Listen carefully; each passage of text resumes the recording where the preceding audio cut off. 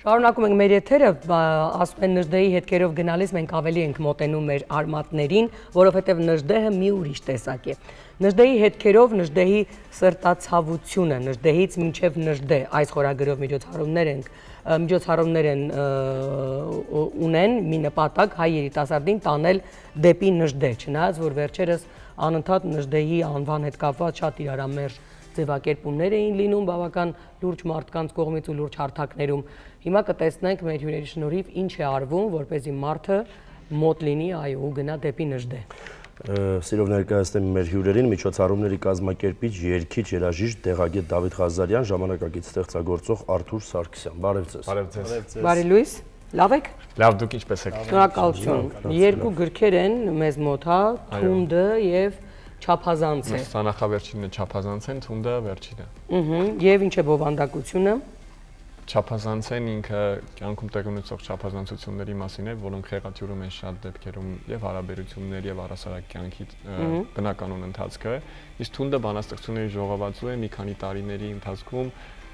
այն բանաստեղծությունները, որ համարել եմ ավելի արժանի որ գրքում լինեն, ստեղծել եմ Թունդը էլի։ Ձեր գրված բանաստեղծությունները։ Այո, իհարկե։ Այստեղ երբ խոսում եք չափազանցության մասին, հենց բացեցի միանգամից ամուսնալուծություններ բառը ընկավ, աչքից տակ։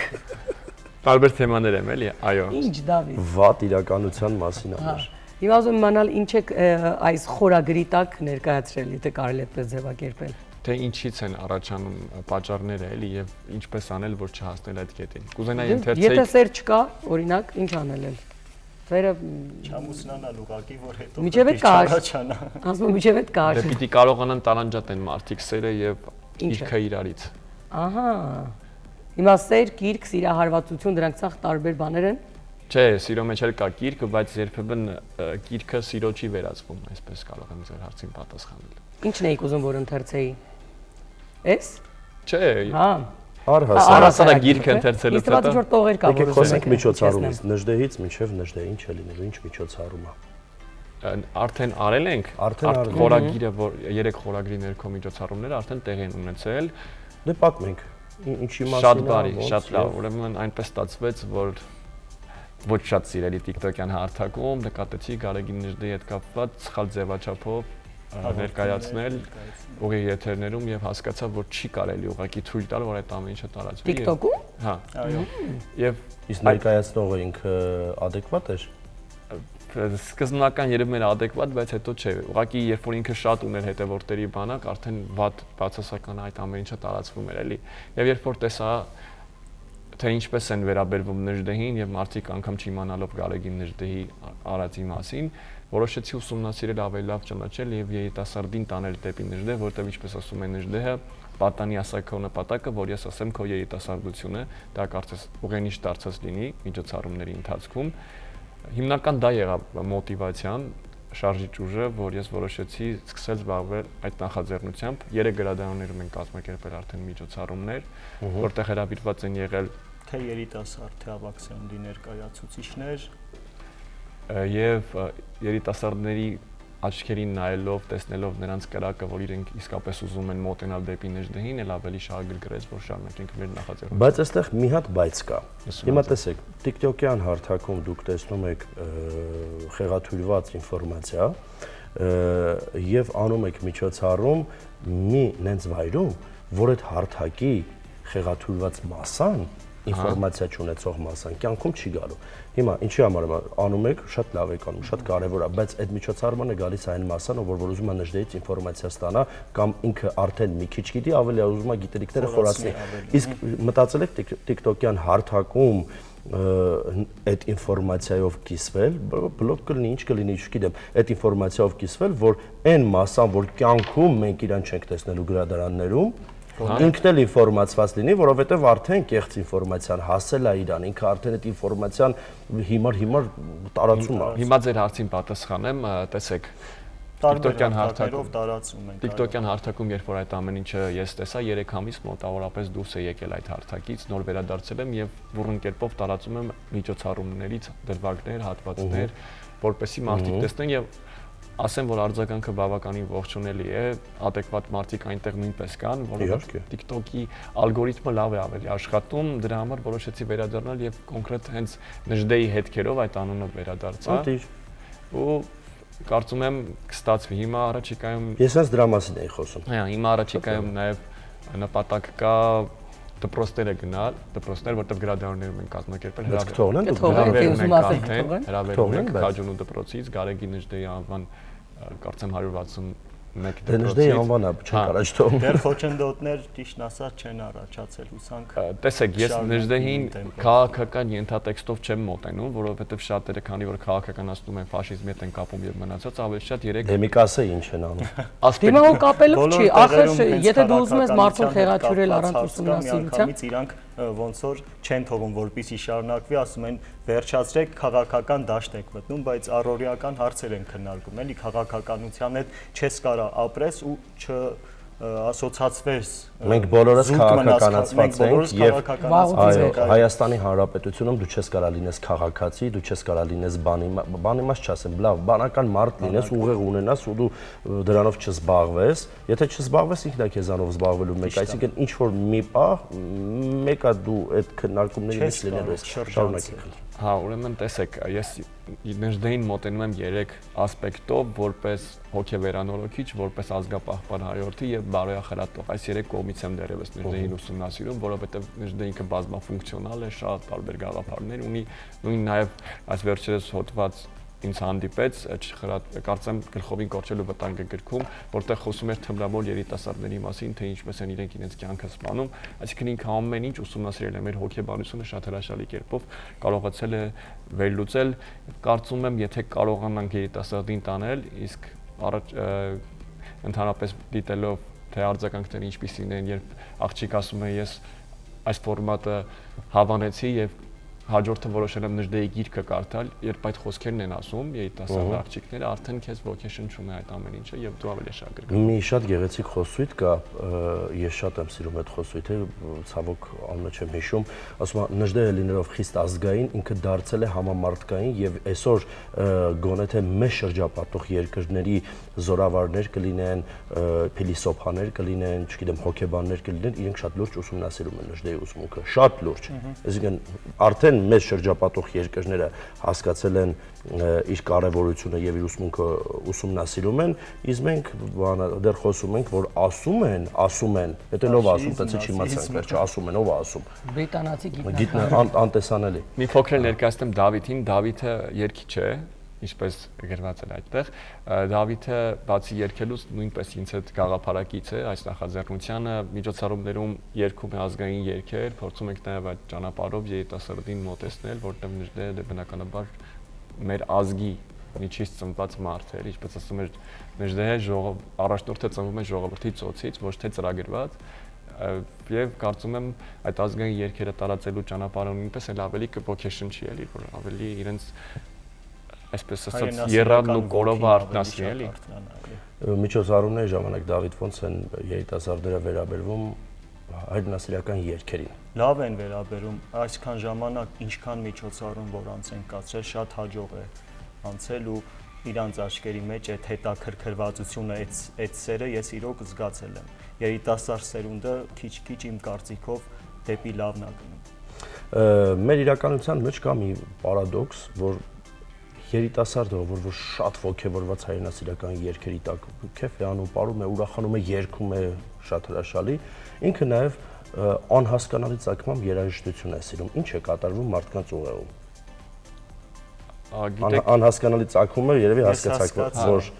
որ անհասկանալի ծագման մասին։ Ինչ է կատարվում պրոպագանդում է տարբեր հեռուստաընկերություններում այդ անհաճա այդ երաշտավոճը էլի, այսպես ասեմ, պրոպագանդայի արդյունքն է։ Եթե դա կարելի է անվանել երաշտավոճ, երաշտական ոճ, ես ճիշտն ասած չեմ հասկանում այդ երաշտությունը, դուք շատ ճիշտ նոր նշեցիք, երաշտանման ինչ-որ մի բան, չգիտեմ, անկեղծ իմ կարծիքով դա հենց պրոպագանդայի արդյունք է, որովհետև եթե վերհանենք ազգայինը, ժողովրդականը, հաստատ այդ խնդիրը հիմա չէր առաջանա, էլի։ Եթե ժողովրդականը գերիշխեր չեն գնա արևել, չեն գնա արևմուտք, չեն գնա այլ ուղղությունների վրա, այլ մերը կտարածեինք, մի առիթով ասել եմ գրադարաններից մեկում էլի հանդիպման ժամանակ, որ թշնամի երկիրը, անունն էլ չեմ ուզում տամ, ունի իրանց այսպես ասած ճակերտավոր ազգային երգերի հաղորդաշարերը ու իրանք մի քանի եթերներ ունեն, մի քանի ալիքներով անդադ ռոպագանդա է գնում իրանց ազգայինը։ Ու թե ինչ մեծ կազմով են աշխատում, այո, մեծ կազմով, իրանք օրկեստրներով, իսկ ասում եմ ինչու մենք չունենք, չկա, ընդհանրապես չկա։ 1-2 հաղորդում դե կան երկիրքոց Այդ մասշտաբի չեն։ Կան հաղորդաշար, հասկանում ես, հաղորդաշար կա, բայց այնտեղ կան ալիքներ, որ հենց կոնկրետ երգերաշտություն են ցույց տալի, իրանք ուրիշ բան չեն ցույց տալի, հենց իրանց այն չեղած մշակույթը ցույց են տալի, տարածում են ու էս էլ պետք է ասեմ, որովհետև ես շատ մեծ ցավ եմ ապրում մեր հայ երգիչների հետ կապված, որ էլ չկան թարգմանություններ, երաժշտական գողություններ Լեհա ակներևա էլի նրանք մեզնից են գողանում ու մեծ ռոպագանդա է գնում ու մեր հայ մարդիկ այսպես թևերը բարձրացրած այդ երգերաշտության տակ շատ հաճելի ժամանակ են անցկացնում չգիտակցելով թե ում երաժշտությունն են լսում ու ակամայից ինչ ռոպագանդա է տեղի ունենում։ Ես էլ պատասխանեմ իմ տեսակետով այդ հարցին, հանրայնացնելը բնականաբար իր հերթին ռոպագանդան, բայց կարծում եմ երևի բոլորիս մոտ էլ այսպիսի բան եղել է, որ քայլել ենք օրինակ, չգիտեմ, փողոցով, լսել ենք մի երգ, որը անհասկանալի ձեր ասած երաժշտական ժանրին է պատկանում, ու երբ որ շատ ենք լսել, ակամա ինչ-որ բառեր ենք այդ երգից երգել, բայց իրականում այդ երգը իրենից ոչինչ չի ներկայացրել էլի։ Դե դա ուրիշ ձև է բացատրվում։ Իրականում ինչքան երգի բառերը պրիմիտիվ են, այնքան ինքը մնում է քո ուղեղում եւ դուրս չի գալիս, որովհետեւ լինի, ոչ թե պրիմիտիվ, այլ բարձունակությունը շատ մեծ խնդիր է։ Նույն հենց մեր մեծն վարդապետ Կոմիտասը ասում է, չէ՞, լեզվամտածողությունը ձևավորում է մշակույթը եւ դա ցույց է տալիս մեր վաղվա օրը ինչպեսին կլինի այն էլի։ Դե բայց հիմա вообще չեք հուսադրում ինձ, է։ Երիտասարդության այլո։ Մի անգամից տապալում եք ինձ։ Ես քեզ ստեն։ Ինչ առումով եք ինչ առումով ենք տապալում։ Դե հիմա որ նայում եմ մեր երիտասարդությունը ինչ երգեր է լսում, վաղվա օրը ընդհանրապես մշակույթ չի ձևավորում, այդ է պրոբլեմը։ Դե որովհետեւ խնդիրը նաեւ սանձարձակություն կա նույն երգարվեստում, այսինքն ազատությունը եւ սանձարձակությունը դրանք շփոթում են։ Չերգողը երգում է, ընդհանրապես չգիտեմ, ինչ որ մեկը սիրուց վարված լինելով այնպիսի տեքստեր է տալիս, որ մարդիկ դա են լսում, բայց անհասկանալի է այդ։ Օրինակ Անուշիկի բնավորությունը շատ լավն է ու ինքը շատ խիստ մարդ է։ Ու ազգային ոգին տեղը։ Հիմա ես առաջարկում եմ նշանակել մշակույթի նախարար Անուշիկին։ Հրաշալի առաջարկ։ Թող վարի տա 98%։ Նրանք ովքեր Նժդեի մասին այդ տեսակ ձևակերպումներ են անում, որովհետև ես հաղորդում եմ ունեցել, որտեղ 4 հյուր ունեի, Նժդեհագետ, պատմաբան, շատ լուրջ մարդիկ, իհարկե մարդը, որը հնչեցնում էր այդ տողերը, պիտի դեռ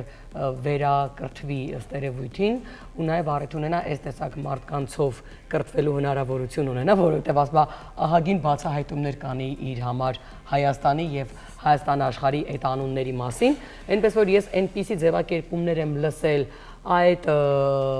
ֆաշիզմի, հա, այդ եզրույթին, որ կապում էին Նժդեի հետ եւ այլն, այն տեսակ գիտական փաստերով, որ ոմն մեկի այդ ճղճիմ ձևակերպումը այնքան թույլ է դրա դեմ։ Դու պատկերացրու, ասենք, լուրջ մասշտաբի մի պրոֆեսոր, որը միլիմետրանոց ինֆորմացիա է ներկայացնում ու ինքը ձևակերպում հիմնավորում է եւ մեկը եւ մյուսը, ու այդտեղ նստում է մեկը տենց կիսաթերիա անհասկանալի ու ինչ-որ տենց բաներ ասում են, այստեղից ընդեղից պոկված ընկած, ու երբ որ իմ դասախոսի խոսքերը հիշեցի, որ մի անգամ մի ուսանողի ասած,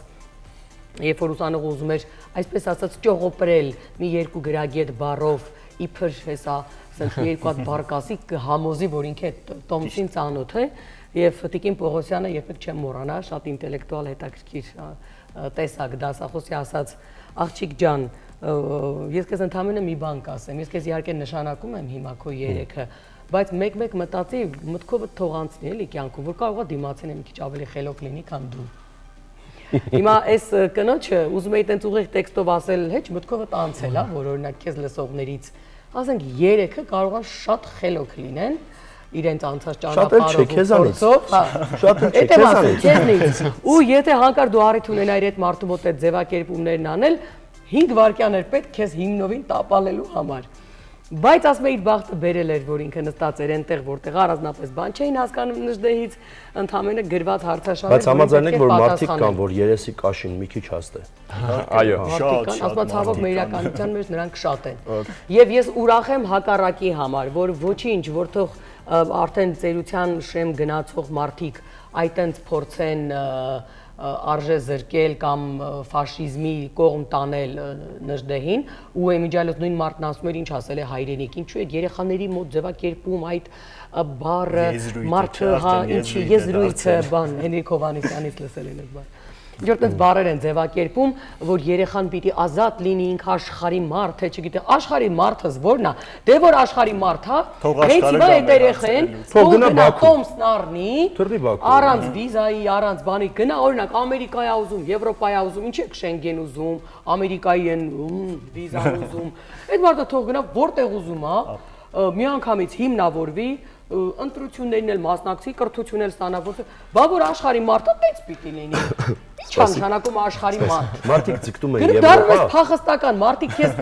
ձեթու կարակ են տալիս ուտես, մինչև տերաս այդ օտար երկրի ինչ ալի, բայց բա աշխարհի մարդ։ Դա թողնենք մի կողմ։ Մարդիկ ուզում են գնան Եվրոպա։ Եվրոպան ինքը որպես քաղաքակրթության կենտրոն եւ նաեւ ժողովրդավարության կենտրոն, նաեւ Միացյալ Նահանգները քեզ չի թողնում, որ դու գնաս աշխարհի երրորդ սորտին։ Մտնում ես էլ խազմա ինչի՞ ժամանակը խախտել գնա։ Այո, ասեմ ավելի իմ սիրտը խառնում է քեզանից։ Իսկ ինչ նշանակում գնա ձեր տուն, այդ նշանակում է որ մարդ որտեղ որ ծնվել է ու հայրենիք ունի, այն հայրենիքը որ չեք հասկացել ինչ է, որ մենք աշխարհի մարդիկ ենք։ Տուն։ Բա որ աշխարհի մարդիկ ենք։ Հիմա մի հատ ուրիշ հարց։ Ինչ չեք դուք վեր կենում գնում Հայաստանից։ Մեկը չեք սիրում, չէ՞ Հայաստանը։ Տարածիորեն այս մեկը ֆաշիստ է, չգիտեմ, հայրենիք գոյություն չունի, այն մեկը, չգիտեմ, քխած էր համար եւ այլն, այս բաներ ունեք։ Հիմա ինչ եք մնացել Հայաստանում, վատ է, չէ՞ Հայաստանը։ Մի բան ասեմ էլի հարգելի Անուշիկ, աշխարհի դեր ասած հետ կապված։ վերտացեք գրածեք աշխարհ։ Ուրեմն այս վերջերս մի գիրք ընթերցեցի Վարդան Աթոյան Նժդեհի ուսմունքը եւ դրա արդիականությունը։ Վարդան Աթոյանը շատ խելացի մարդ է եւ դասավանդում է պետական տնտեսագիտական համալսարանում, եթե չեմ սխալվում, իր հետ զրուցելու ընթացքում մենք խոսեցինք այդ գրքից, շատ հետաքրքիր զրույց գնաց եւ գրքում մի բան էր գրած, որ ցեղակրթություն գաղափարախոսությունը, որ առհասարակ կա էլի, դե ես շատ չեմ ուսումնասիրել, բայց ցեղը կրելու գաղափարն է, շատերը ցեղակրթությունը խառնում են ինչ-որ կրոնի հետ եւ աղավաղում են, այո, աղավաղում են, դա սխալ է։ Մի հարց ձեզ կուզեի տալ, հետաքրքիր է ձեր այս ազգային ոգին, այսքան ոգեղենը, որ կա ձեր մեջ, էլի որպես հայկին, որտեղից է գալիս։ Չգիտեմ։ Ասեմ իրականում, որովհետև այնպես չի, որ տանը չէ, ես չեմ ասի, ես չեմ ստի հիմա, այն մարդիկ ովքեր ինձ ճանաչում են, հաստատ ես գիտեն, որ չեմ ստում, ես չեմ ասի, որ մեր տանը նստել ամբողջ օրն ասել են, որ հայրենասիրությունը սենց է, նենց է։ Ես շատ հաճախ եղել են, պատմել եմ անգամ, որ եղել են դեպքեր, որտեղ պետք է եղել գնալ Եվրոպա, որովհետև այդ հարցը պիտի ինտեղ լուծվեր, ես ասել եմ, ես ուզում եմ Հայաստանում, որովհետև ես այստեղ ինձ վստահ եմ զգում։ Եվ ցավոք բոլորը գիտեն, որ իմ եղբայրն ապրում է Եվրոպայում, չնայած նրա երեխաները խոսում են հայերեն, իրենք տարվա մեջ 180 անգամ գալիս են, բայց ես երբեք եւ այդ խոսակցությունը մեզ մոտ եղել է, մտքից ծայրով չի անցել, տեղափոխվել նրա մոտ, իսկ Դավիթը գիտի, որ իմ եղբայրը ինձ համար մարդու եւ տղամարդու իդեալ է, այսինքն ես խնդիր չունեմ իր մոտ լինելու։ Ես կարծում եմ այդ առհասարակ երևի թե նրանից է եկել, որ ես ինքս ինձ իսկապես վստահ եմ զգացել իմ երկրում։ Հետո ես շատ եմ շրջագայել եւ տեսել եմ տարբերությունը արժեքների մեր երկրի։ Բայց այստեղ մի բան էլ կա։ Մարդկային հարաբերություններից այստեղ մի բան էլ կա։ Հիմա նայ, պարտադիր չի, մեր տանն էլ ոչ մեկ տենց հայրենասիրական երգեր առավոտից գիշեր չի երգել կամ ինչ-որ, չգիտեմ, ինչ չեն ասել, որ տենց պարտադիր դու պետքա լինես մեծ հայրենասերբան, չէ, դրա մասին չի։ Մարդիկ քեզ դաստիարակում են, մեծացնում են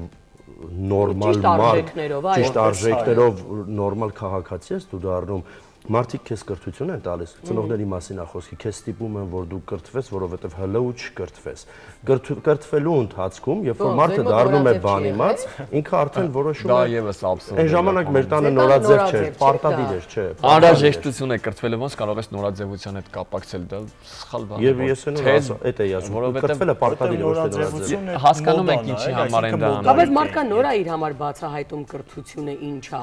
Ու ինքը մտածում է, որ պետքա Միտքը երևի նոր է սկսել։ Ոնց ես դու դառնում հայրենասեր։ Երբ որ դու կիրթ մարդ ես,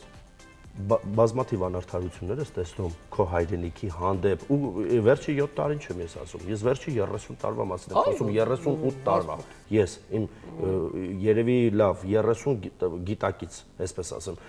Դու արդեն որոշում ես, փորփր ես, պրպտես, հասկանաս ճիշտ է որն է լավ վերջը ինչ ա եղել, լավ ինչ ոնց ա եղել որ 900 տարի մենք պետություն չենք ունեցել, ոնց ա եղել որ մենք ունեցել ենք Տիգրան մեծ, ունեցել ենք Պապ Թագավոր, Արշակունիներ ենք ունեցել, չգիտեմ Բագրատունիներ ենք ունեցել, ոնց ա եղել, ինչ ա մեզ կատարվել,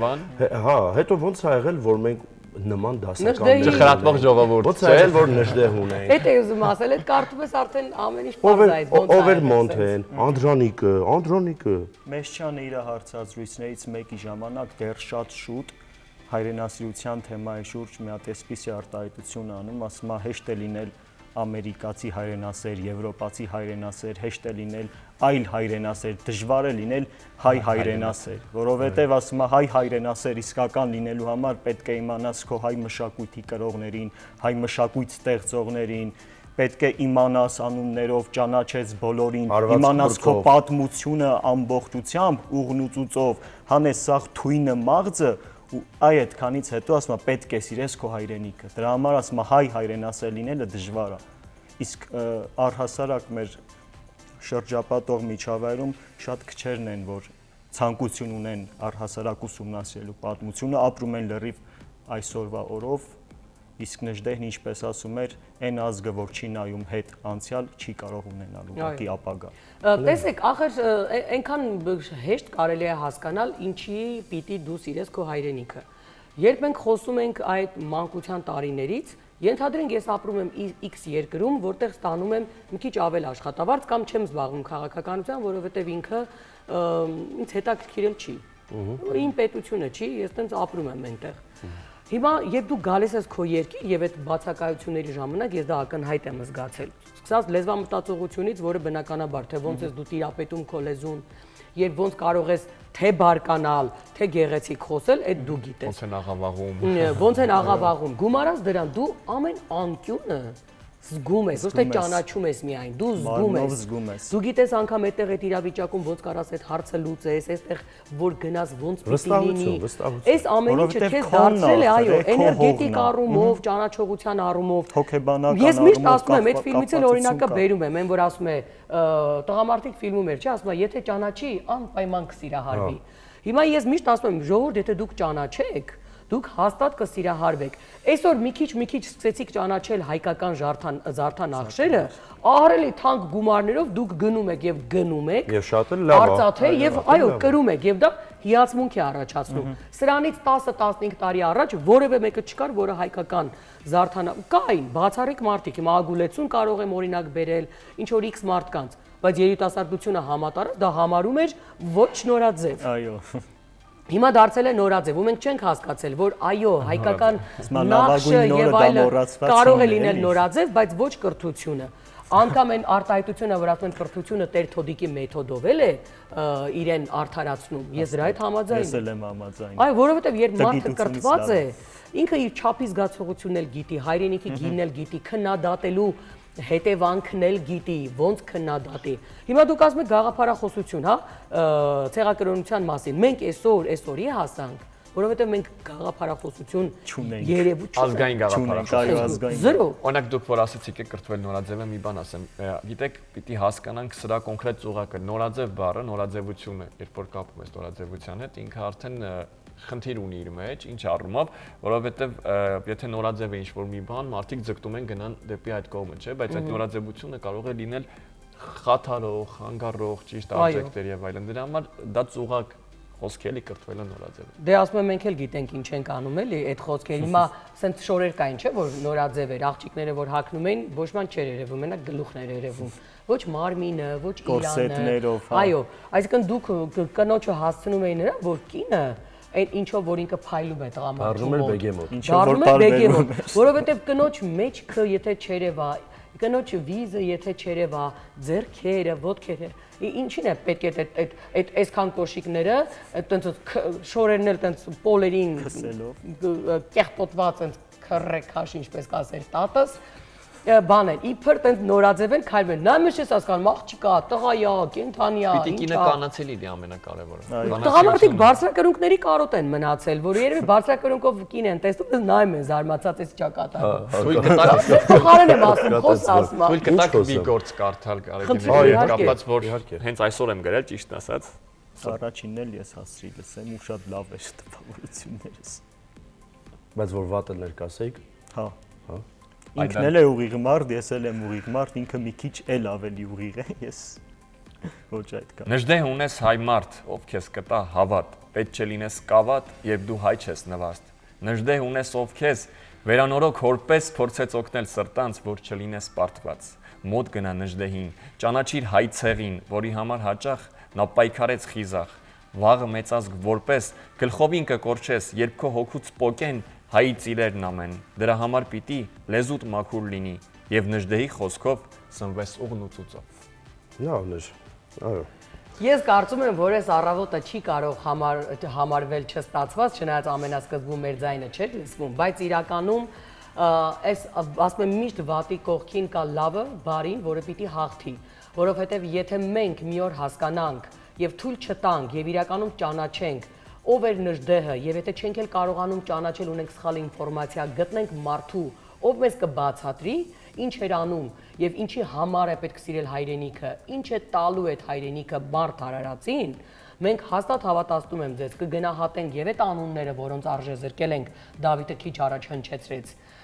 եւ կգնահատենք այդ հայրենիքը այդ երկինքը որի տակ մենք ապրում ենք որովհետեւ որպես տուն կհամարենք իրեն ոչ թե ինչ որ բառ, որը փորձում են արժե զրկել, հանելով դասագրքերից, ասելով որ մարդը աշխարհի մարդ է, ոչ ժողով ջան, մարդը աշխարհի մարդ չէ։ Քանի դեռ դու ունես լեզվի խնդիր, ինչ որ երկրում ապրելու, քանի որ դու ունես քաղաքացի լինելու խնդիր, որովհետև դու 30 տարի կարող ես այնտեղ ապրել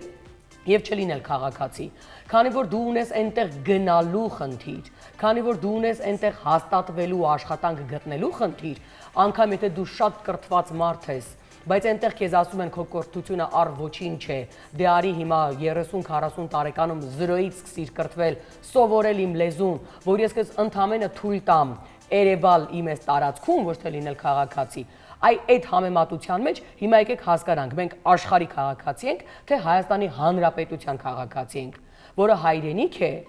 որի պատասխանատվությունը պիտի կրենք, պիտի պաշտպանենք,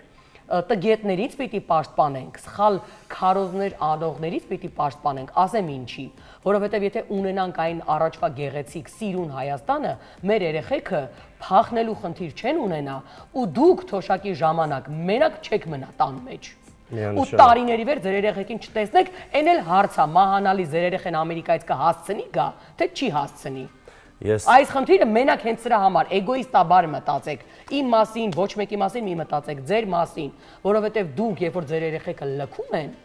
այս հայրենիքը, որովհետև դուք ժամանակին գուցե ճիշտ չեք քարոզել հայրենիքի գաղափարը, դուք եք հետո մնում մենակ, առանց թոռ, առանց երեխա եւ մենակ տան մեջ ծերության հասակում։ Առանց էմոցիա։ Իմ կարծիքով, ոնց որ ասպետ դե կներեք հազար անգամ, հենց նույն ձեր երեք նշած բաները, տգիտություն, եսականություն եւ աշխարհաքաղաքացիություն, կոսմոպոլիտ հայ ազգի թշնամիներն են։ Այո, այդ երեքը։ Ես ասեմ ու արդեն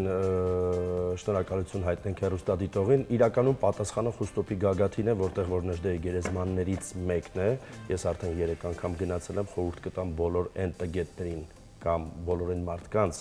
ովքեր որ ինֆորմացիա չունեն, գնան այնտեղ Նժդեհը ձեզ բան ունի ասելու։ Շնորհակալ ենք։ Ձեզ նույնպես շատ շնորհակալություն այս դրական ազդակների համար, որ փոխանցեցիք մեզ։ Դե դուք էլ մեզ ողջևորեցիք, որովհետև ողջևորությունը, որ դու գիտես, որ կան երիտասարդներ, որոնք ուսումնասիրած, գրագետ կերպով փորձում են ճիշտ հակառակը համոզել, քարոզել, ներկայացնել ավելի երիտասարդներին։ Փառք Աստծո, որ մենք ունենք այս տեսակ մարդիկ քաղաքացիներ մեր կողքին։ Ձեզ հաջողություն ենք մաղթում։ Շնորհակալ ենք շատ, ցելի հեռուստադիտողներ,